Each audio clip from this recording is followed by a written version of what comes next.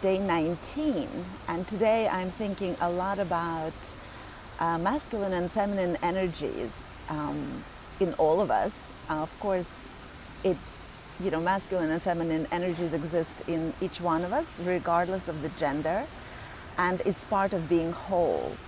Unfortunately, these energies that operate the best in harmony have been hugely distorted and suppressed and repressed in us according to whatever standard under patriarchy we've absorbed as to what does it make to be a good woman or a good man.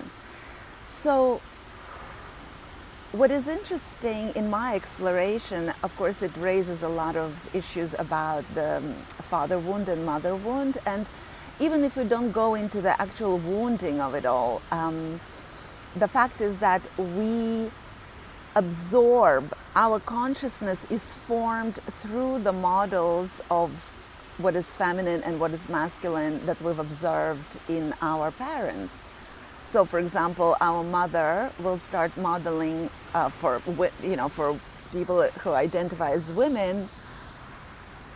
Girls usually tend to identify themselves as their mothers, right? So they will repeat the relating that they've observed as was expressed by their mother, and the same with their father, right? So.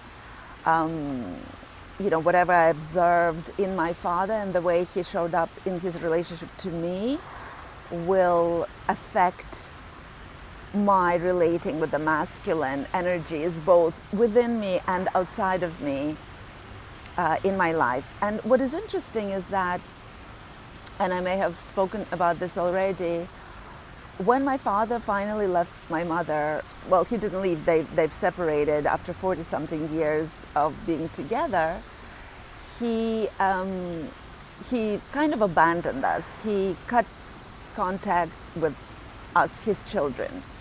And my sister never tried to reestablish that contact, and I tried several times. Ultimately, I guess it was also painful for all of us that it didn't work out for me. So I have my father who is a not present and a kind of an abandoning energy.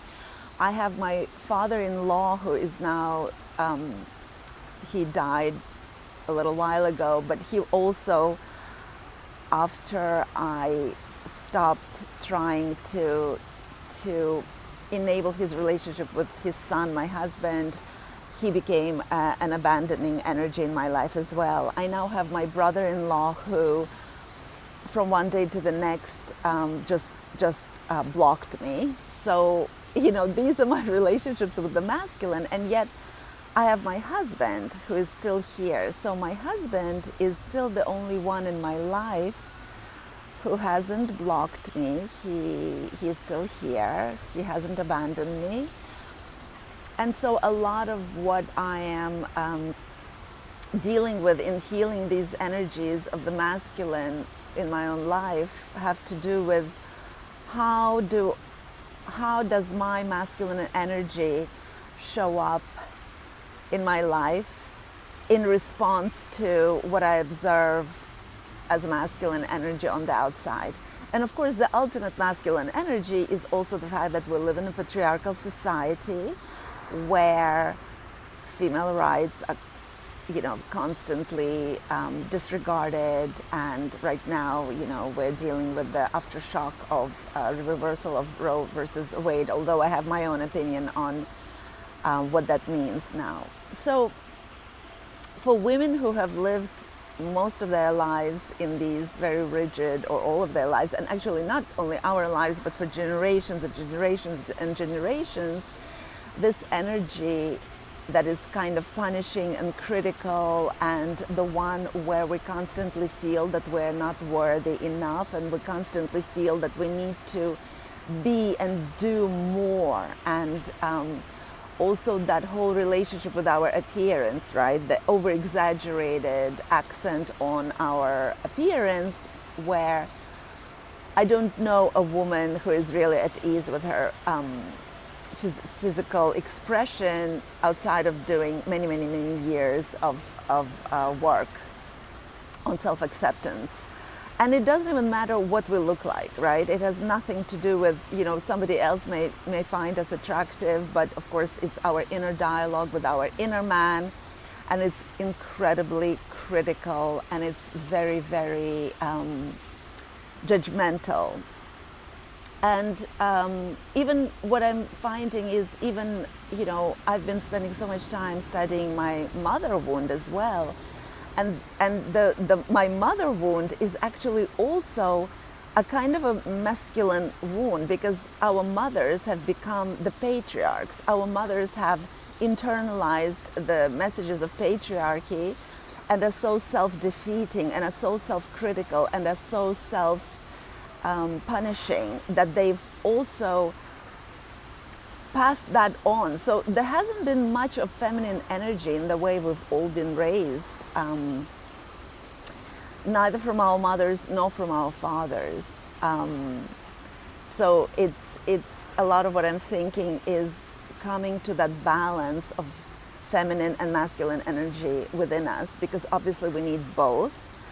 And one of the healing expressions of healing, or rather masculine imbalance, is using our voice, stepping into our agency, being on in mission in this life. And this is where I find myself these days, and it took me an incredibly long time to dare to step into my agency, to dare to start using my voice. And that is kind of a healing expression of masculine in my life, because for the longest time, for most of my life, I didn't dare to speak up. And I find that in most of the women, and that is, an expression of father wound. Our inability to be in self-expression uncensored is a sign of blocked masculine energy within us. So these are some of the things that I am thinking of today in preparation for something that I'm hoping to unveil next week. It's been already in my energetic field, and with the news that we've been dealing all last week and what has come to me, I want to bring something into this world, birth something into this world that I find is kind of missing and needed. And I will be talking more about it. But please let me know if anybody is watching this, whether this talk of feminine and masculine energies is interesting to you, and I will talk more about it. All right, everyone. See you tomorrow.